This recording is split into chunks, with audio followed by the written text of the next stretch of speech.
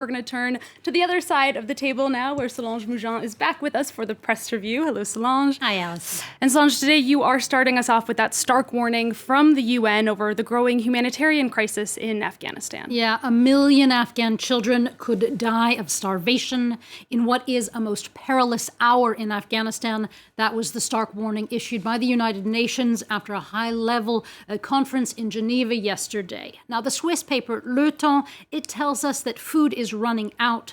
40% of crops have been destroyed by drought, and winter is coming.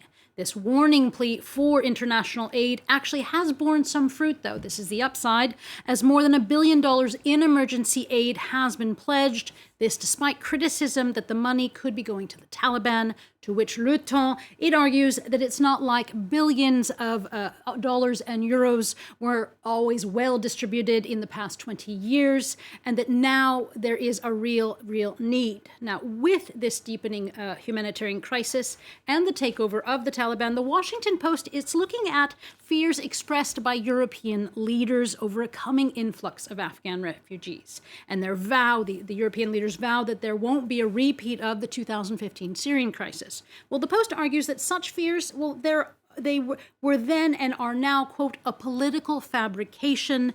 The paper notes that most Syrian refugees in Germany have in the past 6 years integrated quite well. All right, Solange, we're going to leave Afghanistan now and go over to Norway, where the left-wing opposition, led by the Labour Party, has won Monday's general election. Yeah, this leftist sweep has been pushed in large part by how important it was for voters to combat climate change, wealth issues, and what some see as the hypocrisy between Norway's green policies and the fact that it earns much of its wealth from Norway's oil and gas reserves. Well, the Norwegian paper Aftenposten explains that the incoming left government is now going to have to, quote, tackle these eternal questions, as well as find a way, as promised, to gradually transition away from an oil economy. And the New York Times, it says that such quote-unquote climate elections and shifts to the left because of climate concerns could be happening and are happening elsewhere in Europe, including in Germany, potentially with Germany with their upcoming election. Staying with the environment, Solange, you found a series of stories for us, some of them worrisome, some of them zany. Yeah, the first is the worrisome one. Libération tells us that the World Bank has warned that up to 216 million people could leave their homes because of climate change by 2050, with shortages of food and rising sea levels pushing most of that migration. That's the scary one. Now, a fun one. The Guardian tells us that researchers have managed to successfully and relatively easily, it only took a few weeks, potty train cows. Using a method called, get this, the MooLoos, the calves learn to urinate in a designated area. And such an endeavor could actually have a positive effect on climate change by reducing the amount of ammonia that leaches into the soil. Because ammonia, what happens to it? It becomes nitrous oxide when it leaches into the soil, or the third most polluting greenhouse gas after methane and carbon dioxide. And finally, another zany one. Scientists at Harvard, they're gaining momentum of their dream of reintroducing woolly mammoths. While major scientific hurdles remain to clone an extinct animal, and there are equally important and ethical questions to explore. But the company, behind this wild idea, they've received $15 million in private funding. And if ever this becomes a reality, scientists believe it could help combat climate change, as the mammoths would potentially help turn Siberia's tundra back into grasslands. Good stuff, Solange. I love that MooLoos story.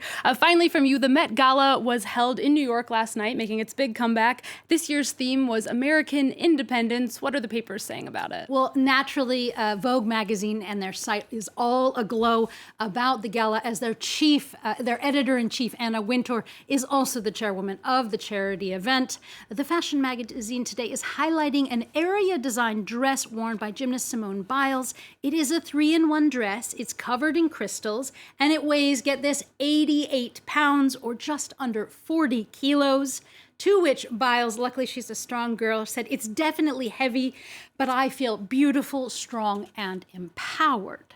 As for Newsweek, well, they're discussing the power politics of Representative Alexandria Ocasio-Cortez's dress. The gown by Aurora James has "Tax the Rich" scrawled on it. Her fans on Twitter hailed it an iconic gown from the anti-capitalist queen that we love to see, while her critics noted the disconnect between such a message and the over $30,000 price tag for a single ticket to the gala event, to which Newsweek reminded readers that proceeds go to charity. And AOC, well, she tweeted in turn, quote, "The medium is the message." But the dress that is perhaps spilling the most ink today is, you guessed it, Kim Kardashian's. She wore a Balenciaga gown and a black mask that obscured, as you can see there, her entire face and body. A bit of anonymity that was given away, I guess, by her signature silhouette, and as well by her sister, who was nearby wearing a nearly naked nude dress to give people hints about who this mysterious Dementor-like woman in black is. It is intriguing. I'd be curious to try on that 88-pound dress. I prefer that one. Want to see if I could do it. Solange, thank you very much for the press review. Stephen, thank you for the business. We're going to take a short break here on Live from Paris. We'll be back in just a bit.